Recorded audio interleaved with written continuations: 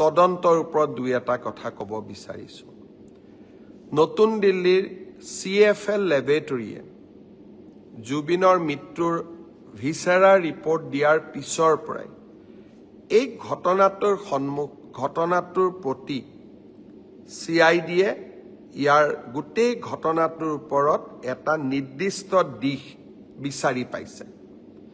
আৰু মই ভাবোঁ যে খুব কম দিনৰ ভিতৰতে আমি জুবিনৰ মৃত্যুৰ সৈতে জড়িত সমস্ত ঘটনাৰ আজি আদালতৰ আগত আমি প্ৰকাশ কৰিব পাৰিম।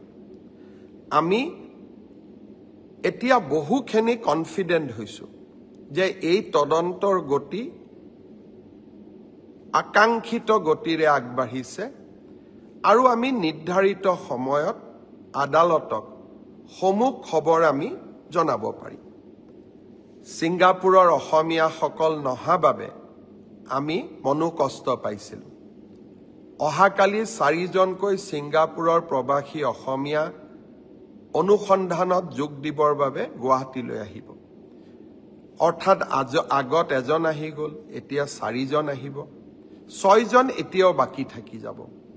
মই সেই 6গৰাকী অসমীয়াক আকৌ এবাৰ ক'ম যে অসমৰ হিয়া ৰামথু, প্ৰাণৰ শিল্পী জুবিন গাৰ্গৰ মৃত্যুৰ তদন্তত সহায় কৰা আপোনালোকৰ লিগেল ৰেছপন্সিবিলিটি, আইনগত দায়িত্ব, আপোনালোকৰ মৰেল ৰেছপন্সিবিলিটি, আপোনালোকৰ নৈতিক দায়িত্ব আৰু আপোনালোকে অসমলৈ আহিব লাগিবই।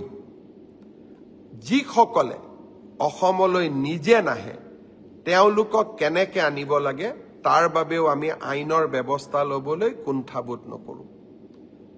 মই আশা কৰোঁ আপোনালোকে সোনকালে আহক। আপোনালোকৰ ষ্টেটমেণ্টখিনি লোৱাৰ লগে লগে আমি আদালতক গোটেই ঘটনা অতি সোনকালে জনাবলৈ সক্ষম হ'ম।